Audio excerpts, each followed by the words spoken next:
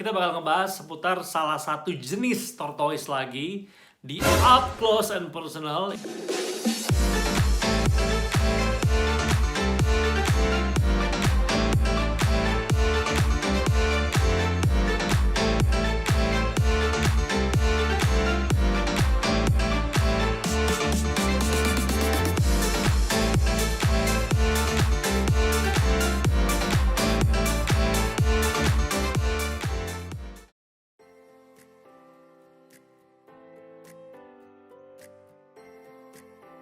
Assalamualaikum warahmatullahi wabarakatuh. Hai, apa kabar semuanya? Ketemu lagi bersama radiotorto.id, channel for tortoise keeper. Bersama gue lagi miminnya Radio Torto, yaitu Raditya Hardanto ya.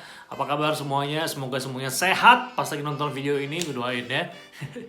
Oh ya, sebelum dimulai jangan lupa dong di subscribe dulu channel ini, radiotorto.id. Di subscribe dulu, follow juga Instagram kita sebagai main channel kita di radiotorto.id. Sama nanti bro, jangan lupa kalau ada iklan, jangan di skip dong ya.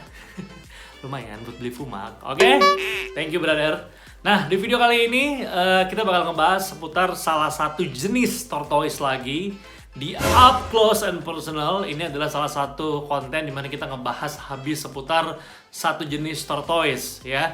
Dan hari ini kita bakal ngebahas seputar torto yang berasal dari Eropa. Dia asal dari Eropa Selatan. Wih, di torto Eropa nih bro ya, bukan Asia, bukan Afrika seperti kebanyakan torto-torto lain. Ini dari Eropa yang banyak juga yang suka di Indonesia, dan juga banyak juga kipernya di sini ya. Kita bakal ngebahas seputar Hermanni Tortoise. Nah, inilah dia nih yang tadi gue bilang ya, Testudo Hermanni yang bakal kita bahas hari ini di Up Close and Personal with Testudo Hermanni. Inilah dia, cantik banget bro, warnanya kuning hitam gitu. Ini adalah torto yang berasal dari Eropa Selatan. Ya, jadi kan kalau kita biasanya ngebahas torto yang dari Afrika, dari Asia. Nah, ini adalah torto dari Eropa Selatan ya. Dia masuk dalam jenis Testudo, sama kayak Russian juga, sama kayak Greek juga ya. Testudo Hermanni. Karena dari Eropa, jadi memang dia itu secara habitat, dia itu sebenarnya masuknya ke dalam masih dikategorikan sebagai desert tortoise ya. Dia masih butuh panas sampai 31-32 derajat lah secara habitatnya, tapi walaupun dia nggak butuh yang setinggi Pardalis atau Istar atau Sulcata secara suhu ya, tapi dia masuknya ke dalam kategori desert karena masih butuh panas ya. Ini adalah jenis torto yang nggak begitu besar teman-teman. Jadi buat lo yang mungkin pengen melihara tortoise tapi terkendala dengan area, lo nggak punya halaman yang besar untuk mempersiapkan dia saat besar nanti. Kayak misalnya kalau lo menjadi kiper Aldabra, kalau lo menjadi kiper Sulcata, kalau lo menjadi kiper Giant Pardalis, lo harus menyiapkan tempat yang besar secara size karena menyiapkan dia nanti saat tumbuh besar. Nah, kalau ini sebenarnya masih aman teman-teman karena dia secara size maksimal, walaupun yang di alam itu ada yang bisa mencapai 30 cm, tapi misalnya katakanlah kita ngebahasnya seputar dia yang di perawatan ya, dipelihara oleh orang di rumah, di tempat penangkaran segala macam, itu rata-rata dia maksimal size-nya hanya sekitar 20 cm-an. Ya, sekitar segitu. Jadi sebenarnya ini ideal banget buat lo yang pengen melihara tapi nggak punya size yang besar secara tempat. Ya. Nah, Testudo Hermanni ini juga adalah jenis torto yang sebenarnya kebagi menjadi dua ya. Dia di alamnya itu punya dua jenis, yaitu Eastern sama Western ya, timur ataupun barat. Sebenarnya secara bentuk hampir sama, tapi kalau misalnya yang Eastern itu dia bisa lebih besar ya, secara size dia bisa lebih besar, di atas 20 sentian lah, juga ada yang segitu. Kalau Western itu secara size dia rata-rata hanya belasan senti, tapi yang Western itu lebih kuning secara warna ya, lebih kuning secara warna, lebih kuning gold gitu, apalagi saat masuk usia dewasa dia akan lebih kuning. Sedangkan yang Eastern, yang lagi gue pegang ini adalah yang Eastern, secara warna dia kalau saat udah menjadi dewasa warnanya akan cenderung lebih gelap ya untuk yang Eastern ini. Nah, di Indonesia yang masuk ke market Indonesia itu memang kebanyakan adalah jenis yang Hermanni yang Eastern ya. Jadi yang diimpor ke kita dari banyak importir Hermanni Tortoise itu paling banyak adalah yang jenisnya Eastern ya. Seperti yang gue pegang ini adalah Eastern juga ya. Ini adalah baby size-nya, size-nya masih 4,5 cm sampai 5 cm. Tapi emang secara kerapas udah mulai keras, nggak setipe yang kayak Pardalis sama Sulcata yang kalau di size segini masih lembek banget, tapi ini udah keras secara kerapas ya, secara plastron juga udah keras, kerapasnya juga oke. Nah, kita bahas sekarang soal kerapas dulu. Nah, secara kerapas sebenarnya sama dengan banyak Torto kebanyakan, dia punya 13 coat ya. 1, 2, 3, 4, 5, 6, 7, 8, 9, 10, 11, 12, 13. Ya, dia punya 13 coat. Normal, ini adalah jenis Hermanni Tortoise yang normal, nggak overscoot, nggak less coat. Bentuk kerapasnya seperti ini ya, warnanya kuning hitam. Cantik banget. Bentuk plastronnya kayak gini, dia dominan hitam di plastronnya. Nantinya pun saat dewasa dia akan makin hitam, makin dominan hitamnya, ya. Plastronnya kayak gini, ya. Secara kuku seperti biasa juga. Kaki depan dia punya 4 kuku, kanan kiri. Kaki belakang dia punya 4 kuku juga ya, kanan kiri ya. Oke, 4 tuh 2 3 4. Tuh 2, 3, 4, tuh 2, 3, 4 lengkap. Secara kuku lengkap, ya. Secara bentuk sih seperti ini. Sebenarnya dia masuknya tipenya bukan tipe yang bisa ngedom banget kayak Aldabra, kayak Radiata, kayak gitu-gitu. Tipenya dia adalah tipe Torto yang ceper. Ya, tapi ini karena mungkin masih size baby, jadi masih kelihatan ada kubahnya. Tapi nanti biasanya seiring berjalan waktu, saat dia besar nanti dia akan lebih ceper. Walaupun nggak seceper Pancake Tortoise ya, itu mah ceper banget. Tapi dia secara jenisnya bukan Tortoise yang bisa berkubah atau dom seperti itu. Nah, kalau di habitatnya kan dia di Eropa Selatan nih ya, kebagi dua tadi tuh antara Eastern sama Western. Nah, kalau yang di Western itu sebenarnya banyak kan dia adanya di Prancis, Spanyol, Itali kayak gitu-gitu. Nah, kalau yang Eastern biasanya banyaknya di Kroasia, di Bosnia, di Albania, di Bulgaria, dan kayak gitu-gitu, negara-negara kayak gitu-gitu ya. Jadi yang lagi gue pegang ini adalah yang Eastern sekali lagi, jadi ini adalah berasal dari negara-negara tersebut ya.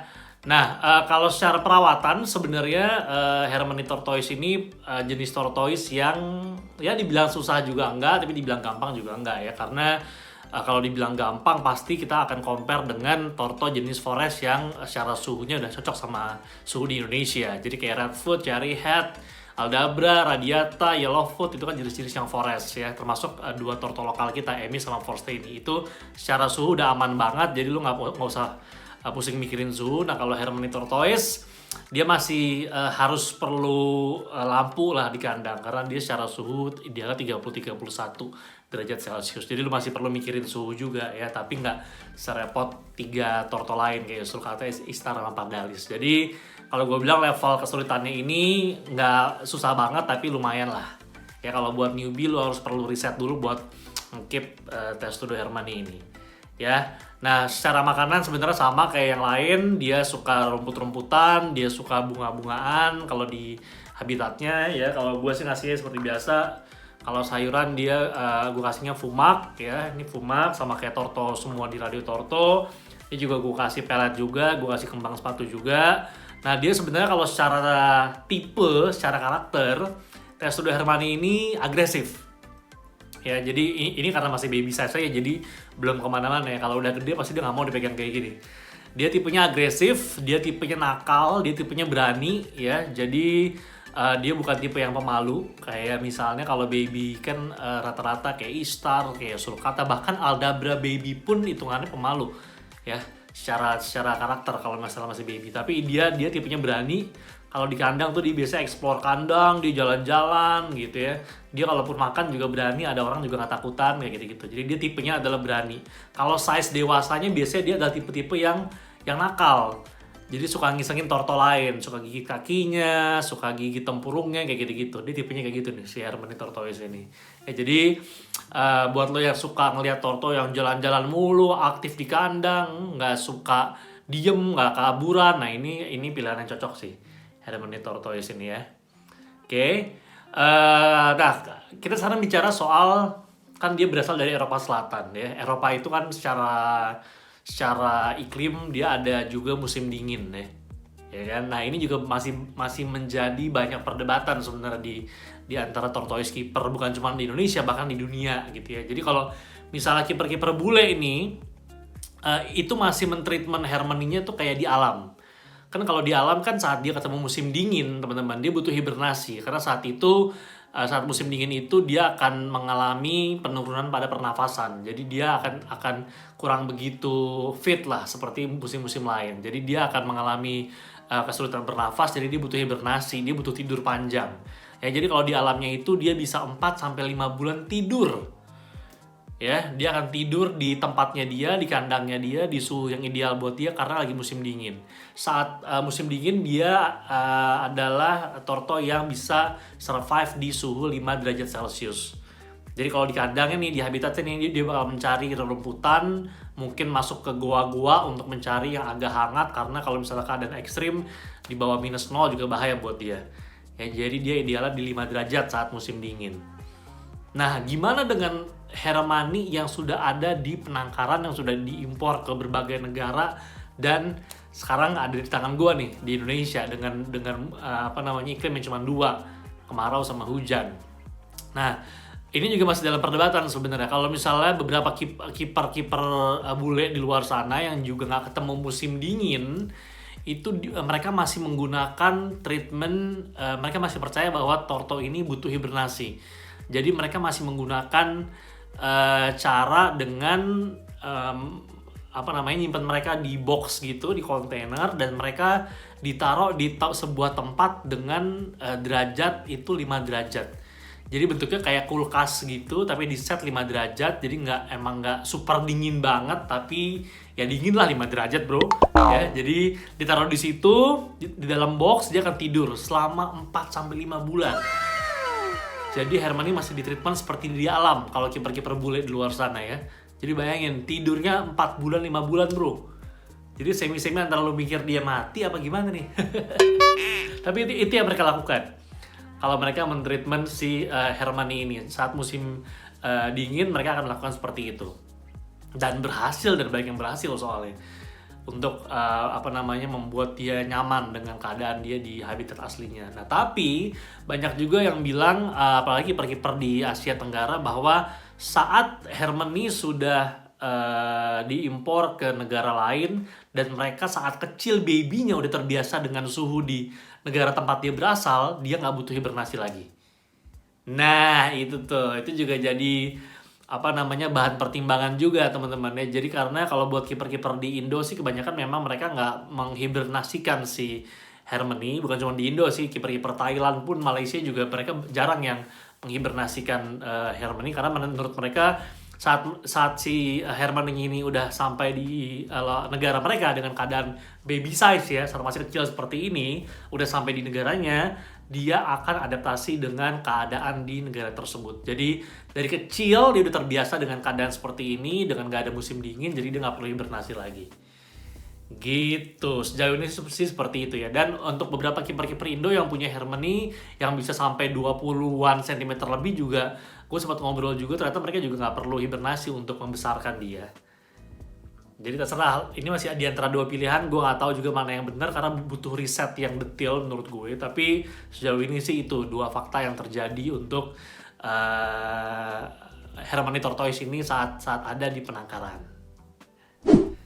Oke, sekarang kita berbicara dengan cara dia berkembang biak ya. Hermione tortoise itu secara size tadi sekali lagi dia kan rata-rata 20 cm-an ya.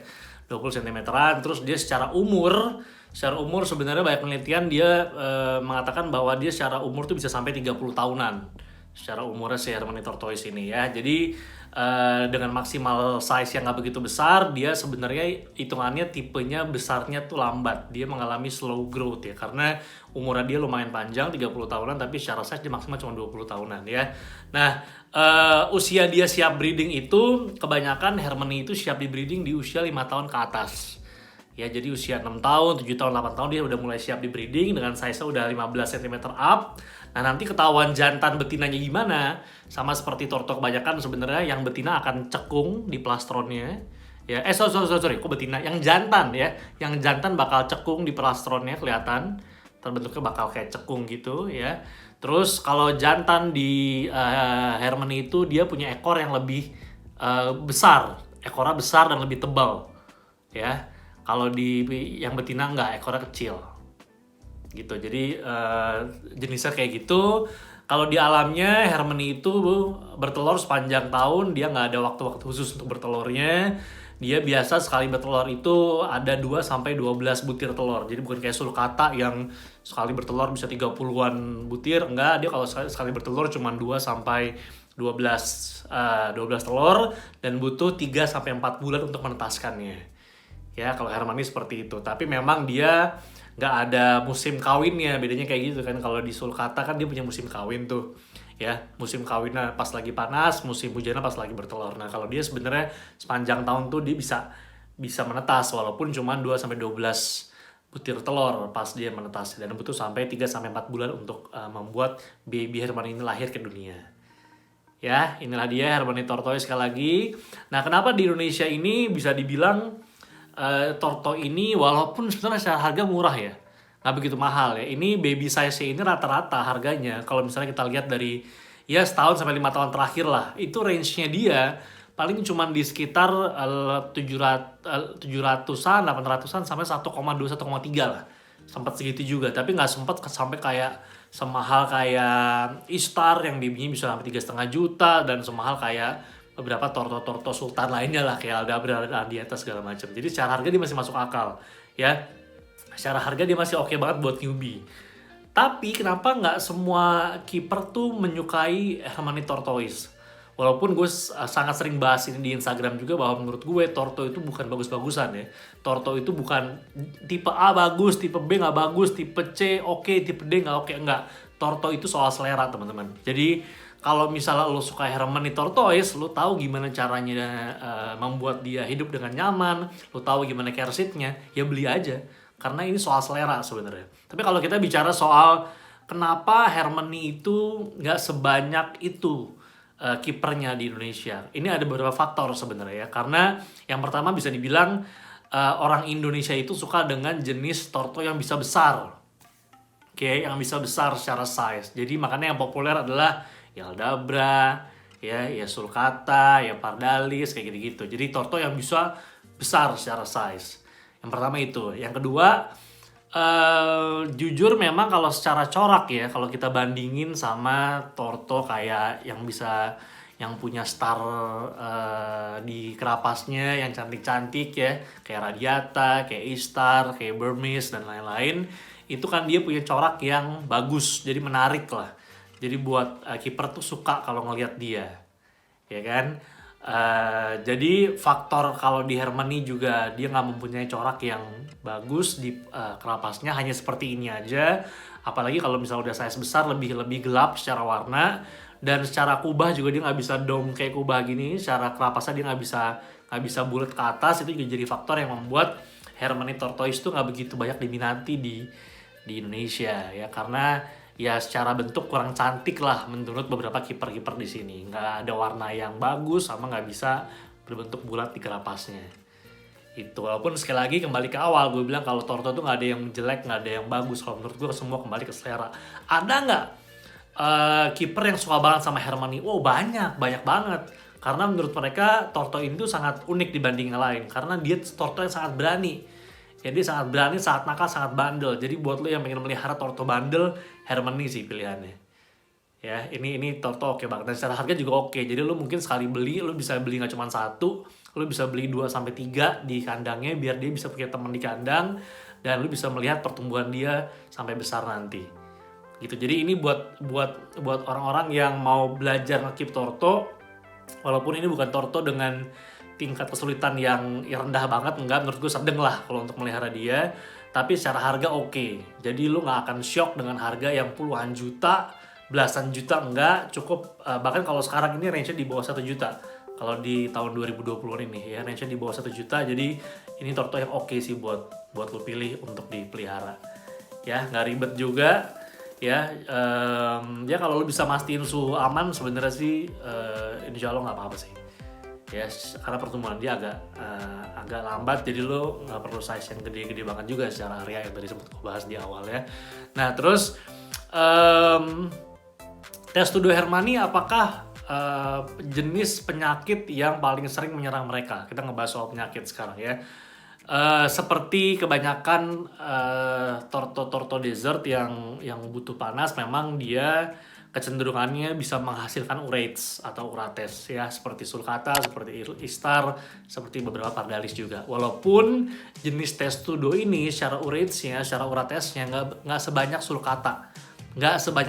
Jadi dia memproduksi uratesnya itu minim, bahkan kadang nggak keluar selama seminggu, nggak keluar selama 2 minggu tuh ada, sebulan pun juga ada ya. Jadi dia memproduksi urates tuh nggak begitu banyak, hanya sedikit, tapi dia bisa mengeluarkan urates gitu ya. Nah, seperti kecenderungan torto yang mengeluarkan urates ya, ada potensi dia juga akan menghasilkan BS alias bladder stone. Jadi itu harus hati-hati ya. Jadi kalau misalnya dia menghasilkan kelebihan protein dalam tubuhnya dan nggak dikeluarin via urates ya, via urates, saat dia keluarin itu akan menumpuk di badannya dan akan menghasilkan semacam kayak batu ginjal gitu, namanya bladder stone. Nah, itu berbahaya dan berpotensi menyebabkan kematian yang besar untuk jenis ini.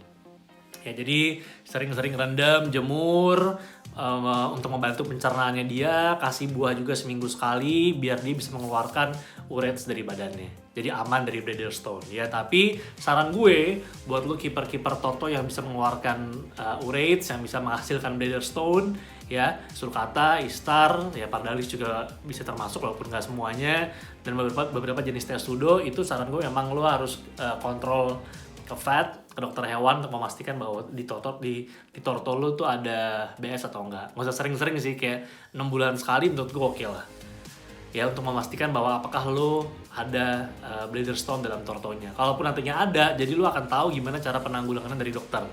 Ya, karena BS itu tergantung lokasi sebenarnya. Kalau lokasinya dia ada di dekat bawah-bawah anusnya, itu dokter punya cara untuk menarik dia keluar. Biasanya kalau bentuknya udah besar, dokter punya kayak suntikan gitu, dia hancurin di dalam, terus tarik keluar.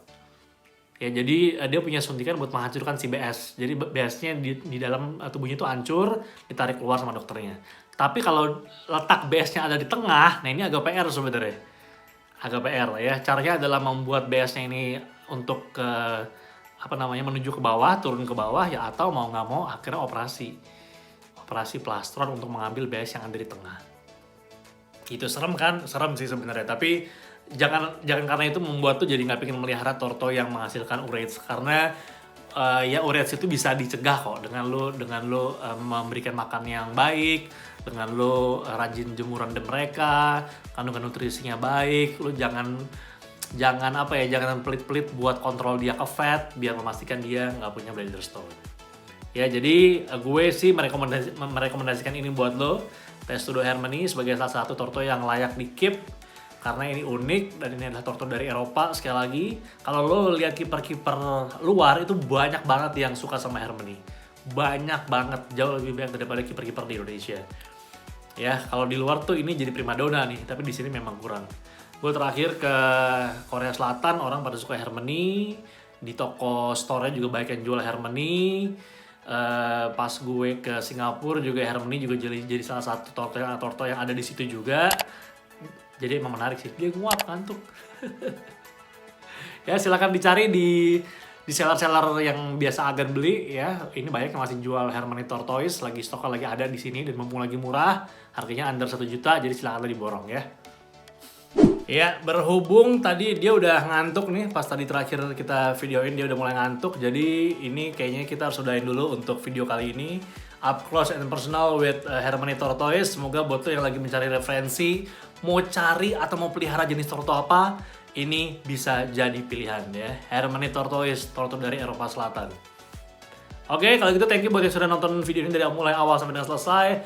Thank you buat akan yang gak skip iklan. Mantap, terima kasih ya. Sampai jumpa di video-video kita berikutnya. Jangan lupa di like, subscribe, dan juga di share. Dan juga ditulis di kolom komentar apa yang mau lo idein untuk konten kita berikutnya. Jangan lupa follow kita di Instagram juga di @radiotorto.id. Adios, salam jalur lambat.